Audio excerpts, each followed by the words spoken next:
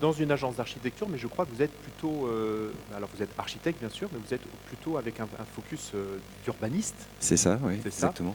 Euh, Est-ce que vous pouvez vous présenter l'agence Magnum, et puis après on va...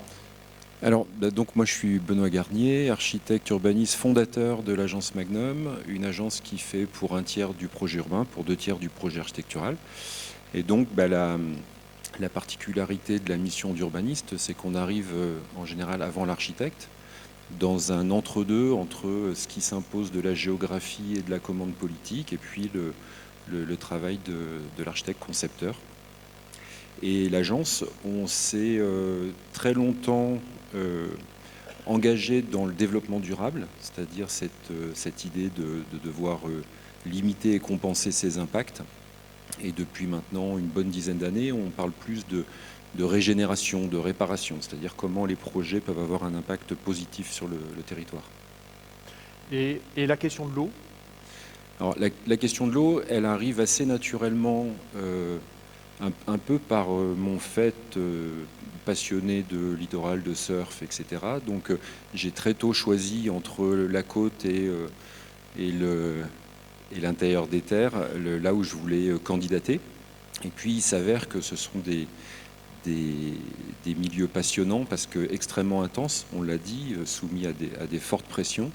Donc c'est des endroits passionnants pour aussi contribuer, parce que les sujets sont en général sous pression aussi dans la gouvernance. C'est-à-dire que notre savoir-faire, c'est pas uniquement dessiner, c'est déjà se mettre d'accord sur les enjeux, un travail de médiation assez poussé. Donc c'est un beau terrain de jeu. Alors vous avez un petit focus à nous présenter pour qu'on rentre Oui. dans le vif du sujet. Alors ça fait écho directement avec un des visuels de Marc Robin. J'ai choisi de vous présenter une intervention. Alors on n'est que au stade préopérationnel, mais c'est sur le site de l'Appareil à Bretignolles, à quelques kilomètres au nord des Sables, avec un sujet assez classique d'un bourg rural qui s'est projeté sur le littoral avec une violence assez forte, avec un étalement évident et avec une privatisation du front de mer.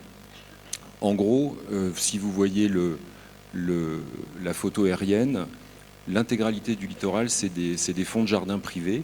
Et donc la commande qui m'a été passée, parce que je voudrais quand même saluer les élus, parce que l'urbaniste ne peut faire son travail que si... non, je ne le salue pas ici parce que je ne pense pas qu'il soit là, mais je salue le rôle du maire, parce qu'un urbaniste sans un maire qui a une vision, une confiance, une ambition et une ténacité, il n'y a pas de projet, quoi. C'est pas entendable. Donc là, le sujet, c'était combiner un endroit qui se prend les déferlements à marée haute constamment, c'est-à-dire qu'il n'y a pas d'estran, enfin l'estran en tout cas est bloqué par un enrochement défensif. On n'est pas dans un sujet de retrait de la côte, on est dans un sujet d'impact mécanique. Et évidemment, le bon projet, là, c'est de tout déconstruire et de laisser la mer avancer. Mais ce n'est pas entendable. Et nous, en tant qu'urbanistes, au service de décideurs politiques, on doit gérer une transition, on doit accompagner un changement de mentalité, un changement de réalité. Et là, c'est la question qui se pose, c'est qu'est-ce qu'on peut faire à court terme qui soit opérant pour le moyen terme et déjà dans le bon sens pour le long terme. Donc c'est un peu stratégique comme intervention, mais on est obligé d'intervenir, même si ça a un impact, parce qu'on est dans des dispositifs littoraux touristiques, commerciaux, où il y a une concurrence qui fait que... alors l'appareil, je ne sais pas si vous connaissez, mais actuellement c'est vraiment très moyen en termes de fonctionnement, d'image, d'ambiance. Et le maire de Bretignolles ne peut pas laisser ça comme ça, 30 ans, en attendant que la mer avance et que les gens soient expropriés. Et que les gens soient obligés de partir de toute façon. Voilà. Alors qu'est-ce que vous avez proposé? Alors l'intervention, elle est assez simple, hein. On s'est appuyé sur les réalités, l'existence, c'est-à-dire l'ouvrage défensif. On en a fait un objet architectural et paysager, porteur d'usage. la ville a été assez volontaire et a, dans l'économie générale du projet, racheté une maison de front de mer à fort coût pour augmenter l'espace public, qui est le seul endroit pour profiter de ce bien commun qu'est l'océan, à marée haute. À marée haute, on ne descend pas, la mer est dans les rochers. Donc il faut trouver un espace collectif pour vivre ensemble en toute saison, donc avec ce sujet de fraîcheur, avec ce sujet de place du végétal, d'ouverture du sol, d'infiltration. Enfin, tout ça, c'est des choses assez classiques. Donc il a rendu public un espace qui était privé. Ben, en fait, il va acheter une maison pour en faire de l'espace public, donc double dépense. J'achète, je démolis, j'aménage, triple dépense. Et deuxième sujet, assez beau, c'est la mise en scène d'un ruisseau entièrement busé, entièrement privatisé, au-dessus duquel il y a un parking aujourd'hui, parking privé, et le rouvrir et faire une autre façon de descendre sur la plage par ce fil d'eau, donc avec une pente beaucoup plus douce, en partant un peu plus loin dans le territoire, et en ouvrant et en permettant à tout le monde de s'approcher de cette richesse écologique qui est un fil d'eau qui se jette sur une plage, et c'est assez rare. Et moi, je crois beaucoup il y a des endroits où il faut sanctuariser, mais il y a des endroits où la mise en valeur et le fait de pouvoir s'approcher, c'est aussi important parce que c'est encore plus pédagogique. Et on est là pour transmettre ces enjeux de fragilité, d'importance. Donc voilà, c'est le sujet de ce retraitement de ce petit vallon. On regarde rapidement les quelques réalisations. Non, mais ça c'est plus des images de référence, c'est des principes, mais ça raconte que la contrainte peut être du paysage et porteur d'usage, ça raconte que c'est pour tout le monde en toute saison et qu'on a quand même un enjeu de confort, parce que être sur un espace minéral en plein été, ça n'est plus confortable. Alors évidemment, on est associé, Phytolab, Tugec, il y a toute une équipe de partenaires avec nous. Et puis cette question de la pression aussi automobile, c'est-à-dire qu'on a à dialoguer avec une ville qui s'est faite par et pour des gens qui n'avaient pas conscience que leur modèle n'était pas soutenable. Vous êtes le premier depuis tout à l'heure à parler de l'automobile. Ça, je peux en parler. Et peut-être parce que vous êtes urbaniste, et donc forcément vous avez regardé ça. Oui. Quel rôle l'automobile a joué sur la transformation du littoral, et est-ce que fatalement ça veut dire qu'il faut arriver à la sortir du littoral? On n'a pas d'autre solution? C'est une question de pression. C'est-à-dire l'automobile a permis le développement du tourisme personnel, ça a permis l'étalement urbain. Donc ça a diffusé énormément, et sur des espaces de littoraux qui se compriment du fait de la montée des eaux, la place de la voiture, si elle reste au même niveau d'intensité, c'est le piéton qui n'a plus sa place.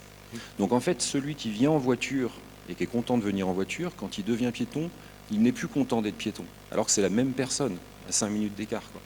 Donc il y a un travail pédagogique, mais ça se travaille à une échelle territoriale, de réorganisation des flux, de gestion du stationnement, de développement des modes doux, d'accueil des modes doux.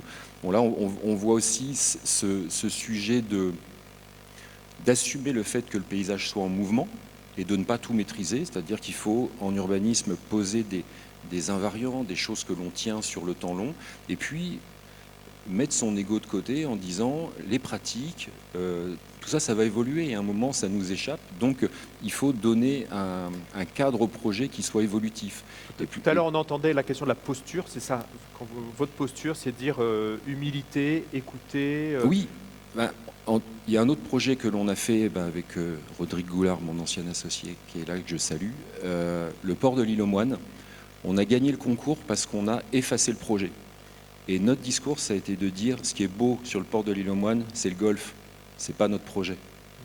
Voilà, ça c'est une autre façon de... Drôle de façon de vendre son projet quand même. Et oui, mais c'est sûrement plus juste sur le long terme. D'accord.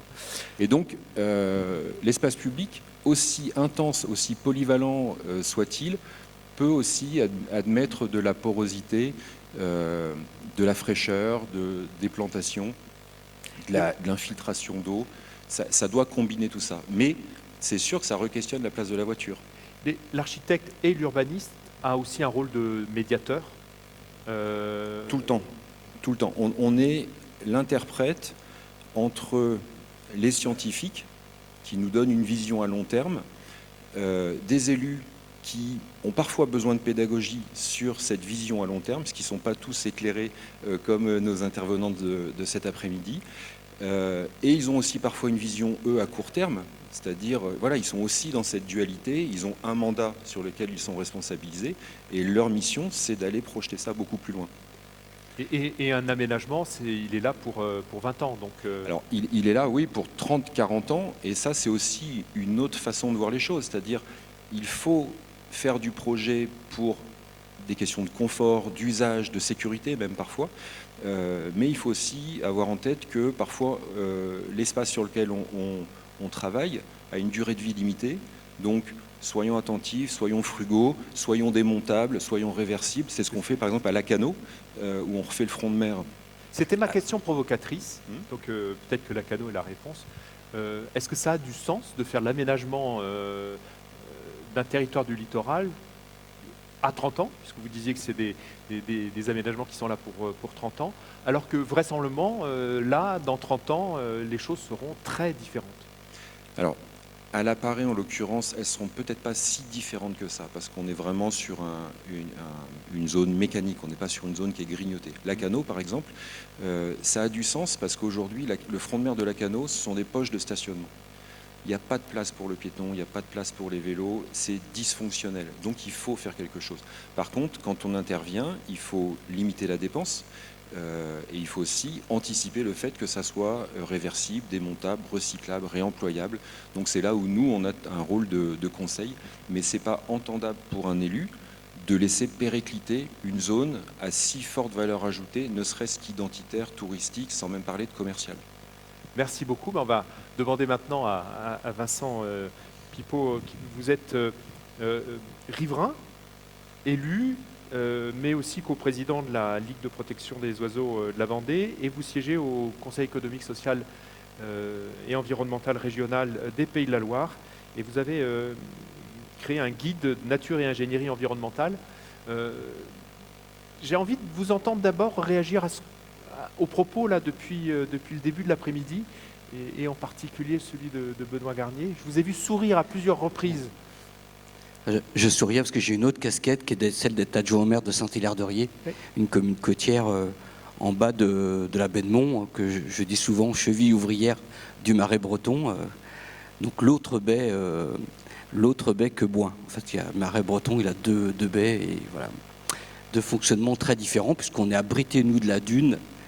Et on confiait, parce que du coup c'est plus seulement maintenant, on confiait aux vivants qui est une dune qui se végétalise, l'idée de nous défendre. Moi j'habite à 4,80 mètres à peu près au-dessus du niveau de la mer, à 6 km de la mer, au-dessus, à 6 km de la mer, 4,60 mètres au-dessus du niveau de la mer. Pour ceux qui sont dans la salle, il faut bien comprendre qu'à Grande Marée, on n'est pas loin de la mer en fait, hein, on est rattrapé par elle. Si on enlevait la dune ou si on enlève les digues lorsqu'on est protégé par de la digue, ça c'est important de le dire. Ça veut aussi dire qu'on a des lieux de rencontre différents entre l'eau et la mer. Ben voilà, tu as évoqué le fait de remettre en vie un de ces lieux de rencontre, le ruisseau de l'Appareil avec la dune. On connaît tous Bretignolles ici pour une autre raison, c'est un projet de port que les mêmes élus qui l'ont porté ont retiré après un long temps de médiation auquel j'ai largement contribué, et où là on s'est dit qu'on allait trop loin, et donc il y a eu un énorme débat là-dessus. On a même considéré à un moment donné que laisser de la place aux sauvages pouvait participer à l'attractivité de Bretignolles, et il y a eu tout ce débat, il y a encore ce débat. Alors je suppose que si l'Ordre des architectes vous a invité, c'est pour avoir votre regard sur la question de la biodiversité, quand on commence à parler du trait de côte. Alors on a entendu depuis tout à l'heure que le trait de côte bouge depuis toujours, et qu'il y a en fait ce qui nous paraît anormal est en fait dans la normalité. Mais comment est-ce que la biodiversité s'intègre dans ce mouvement permanent?